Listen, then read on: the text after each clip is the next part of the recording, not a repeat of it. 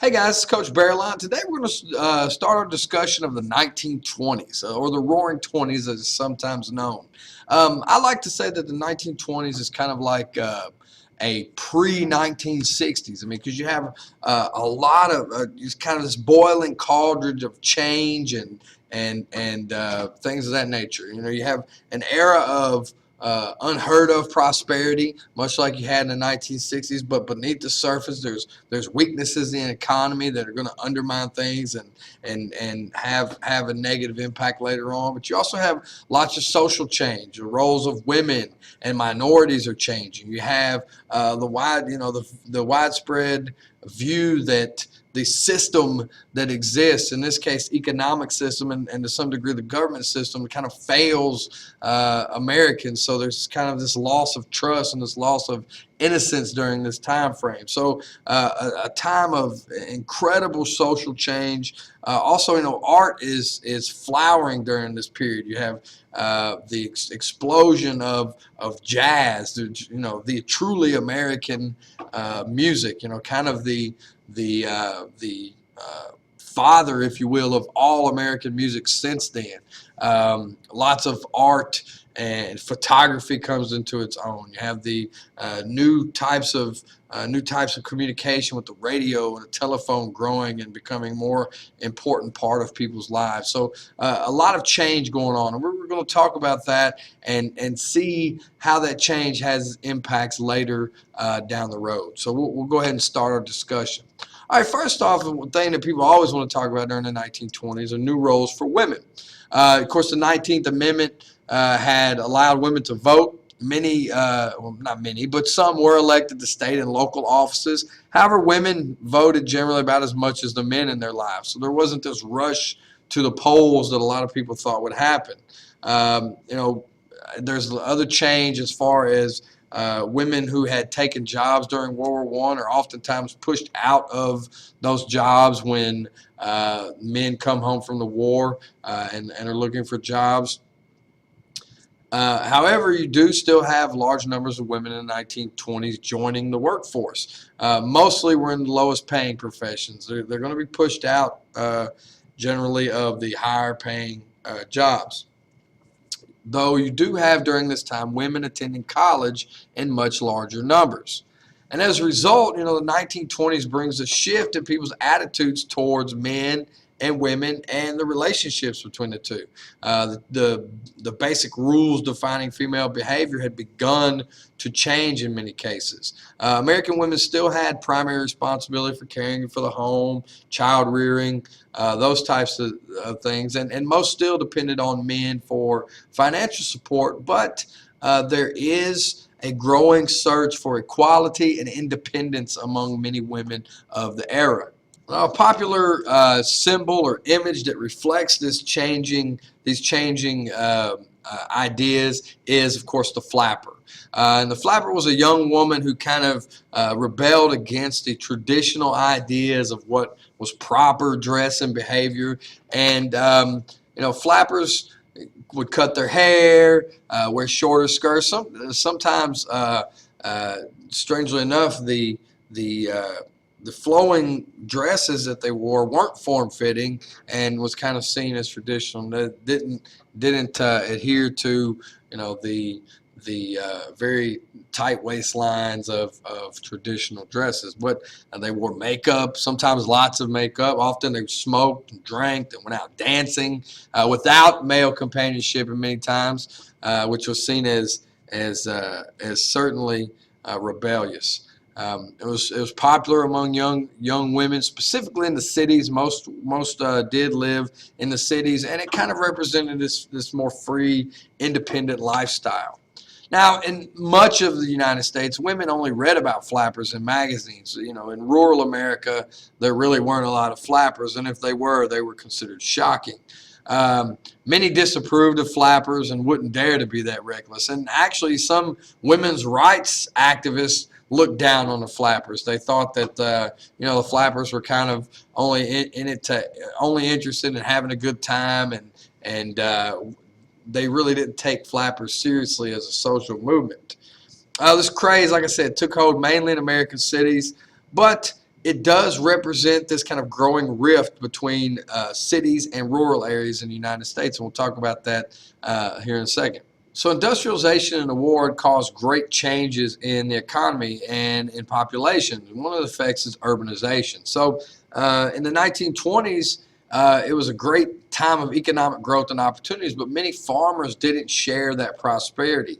They took a hit after World War I when demand increased or decreased, and also competition from Europe increased as well. So many of those farmers and farm workers moved to the industrial cities to get jobs. And 1920 census was the first time in American history that more people lived in cities than rural areas. And 3/4 of all workers at that time worked somewhere other than a farm. The rise of the automobile also helped to bring cities and countries and the country areas closer together, which meant that rural people were now more likely to spend time in town and were less isolated. Also, had education increasing with the rise of compulsory school attendance and pushing children out of the workplace.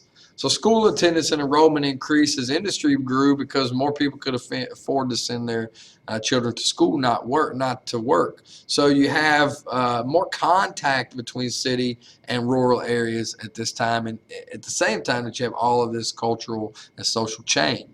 And this leads to a conflict over values or a person's key beliefs and ideas. In the 1920s, many people in urban areas had values that differed from rural areas. Rural America are generally represented that Protestant work ethic, hard work, self-reliance, religion, independence, and cities represented changes that threaten those values. So, as any time of social change, you have groups push back against that. And the Ku Klux Klan specifically grows dramatically during the 1920s. Of course, they always targeted African Americans, but we talked about in the last unit, they're expanding that to Catholics, Jews, and other immigrants. And in the 1920s, they began focusing on trying to influence politics. Their membership was mostly in the South, but the Klan did become a nationwide organization during that time. Its peak membership was in the millions, and many were from Midwestern states like Indiana, Illinois, and Ohio. Membership does begin to decline in the late 1920s because of a series of scandals that affected Klan leaders. But you see this growth of the Klan as a reaction against what many rural Americans feel is an invasion of their value system by urban America. And many people also turn to their faith, and it is during the 1920s that you see really the rise of fundamentalism in American society, Christian fundamentalism. And this was trumpeted by such evangelists as Billy Sunday. And he was a former ball player, former hard drinker that kind of turned his life around. He saw the light, so to speak, and became an ordained minister. And he had a widely listened to radio broadcast where he condemned radicals and criticized, the flappers, and he basically depicted himself as a representative of what white rural American ideals, which he considered true American ideals. And Sunday's Christian beliefs were based on what's a literal translation of the Bible called fundamentalism. And this is really the birth of this idea. Up until that point, most Christians didn't see the Bible as a literal document, but something that was metaphorical in many places. But Sunday and other Christian leaders at the time really pushed the idea of fundamentalism. Another important fundamentalist preacher was Aimee Semple McPherson, and McPherson was a fundamentalist preacher, and she actually kind of went the other way from Billy Sunday. She embraced the glamour that other fundamentalists warned about. However, her religion itself was purely fundamentalist, and she was really well known for being a faith healer. People would send in requests, and she would pray for them, and allegedly those people would be healed. One of the main places we see this clash of emerging ideas of fundamentalism versus this new kind of progressive focused society is in the Scopes trials. Charles Darwin's theory of evolution basically holds that inherited characteristics of a population can change over generations, which sometimes can result in the rise of a new species. According to Darwin, the human species may have evolved from an ape-like species that lived long ago. However, fundamentalists thought that this theory was against the biblical account of how God created humans, and the teaching evolution undermined religious faith. So fundamentalists worked to pass laws preventing evolution being taught in schools, and several states, including Tennessee, passed laws against teaching evolution. So one group in Tennessee persuaded a young science teacher by the name of John Scopes to violate the law on purpose to get arrested and go to trial and test it. Scopes was represented by the most famous defense attorney of the time, Clarence Darrow, and William Jennings Bryan, a three-time candidate for president and one of the most renowned public orators in American history, represented the prosecution. Scopes was guilty. He never really made an argument about whether or not he was guilty. However, the trial was about larger issues. And basically it turns into kind of this big, grand trial about larger issues. Anyway, Scopes was convicted and fined $100, but Darrow actually never got a chance to appeal the conviction because it was overturned due to a technicality.